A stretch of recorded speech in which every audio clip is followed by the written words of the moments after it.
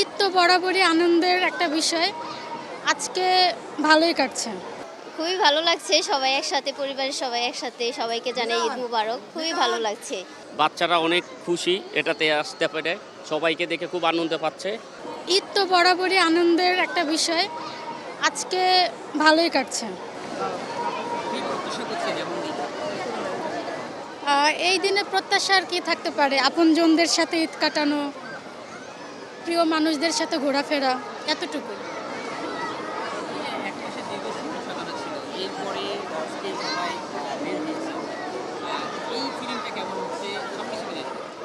এই ফিলিং আসলে এক্সপ্লেন করার কিছু নাই। যেহেতু আপন মানুষ, ভালোবাসার মানুষ, 1 মাস রোজা রাখার পরেই তো ঈদ হয়।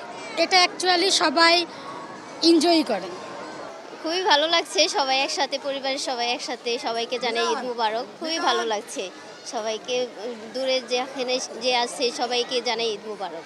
ওই যে বাচ্চাদেরকে নিয়ে আসছি, ওরা আসবে, শিশু মেলা ঘুরতে আসবে, এই জন্য নিয়ে আসছি।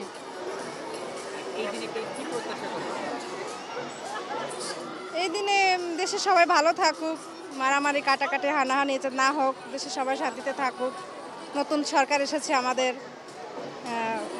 এই আর কি। সরকারের কাছে এক্সপেকটেশন হচ্ছে সরকার ভালোভাবে দেশটা পরিচালনা করুক, এই আর কি। আজকে এই দিনটা আসলে আমাদের জন্য একটা স্পেশাল, মুসলমানদের জন্য, যে আজকে পবিত্র ঈদের ইয়ার মায়ের রমজান শেষ করে আমরা পবিত্র ঈদে বাচ্চাদেরকে নিয়ে ঘুরতে আসছি। বাচ্চারা অনেক খুশি এটাতে আসতে পেরে, সবাইকে দেখে খুব আনন্দ পাচ্ছে। এটাই, সবাইকে ঈদ মুবারক। ঈদ মোবারক।